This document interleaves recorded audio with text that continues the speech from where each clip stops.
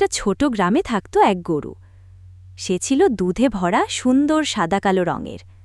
মালিক তাকে খুব যত্ন করে খাওয়াতো, গোসল করাতো আর গলায় ঘণ্টা বেঁধে রাখত। গরুটির বিশেষ গুণ ছিল সে শুধু দুধ দিত না, গ্রামের মানুষকেও সাহায্য করত।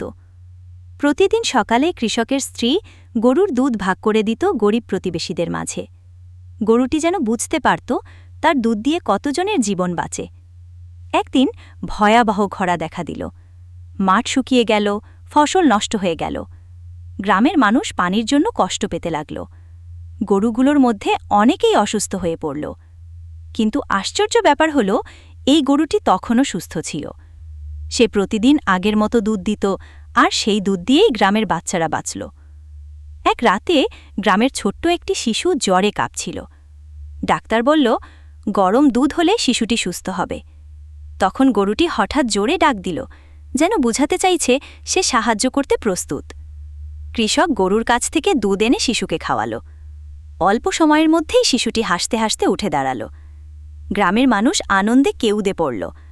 তারা সবাই বলল, গরুটি আমাদের সাক্ষাৎ দেবী। তারপর থেকে গ্রামের প্রত্যেকেই গরুটিকে সম্মান করত আর বলত, এই গরুটি আমাদের জীবন বাঁচিয়েছে।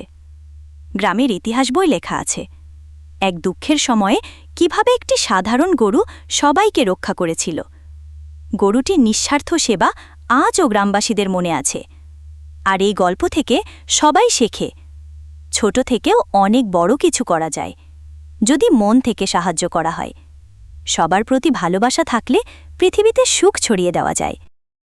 আমি এত সাহায্য করলাম, দুধ দিলাম, বাচ্চা বাঁচালাম, তবুও লাইক দিলা না, সাবস্ক্রাইবও করলা না।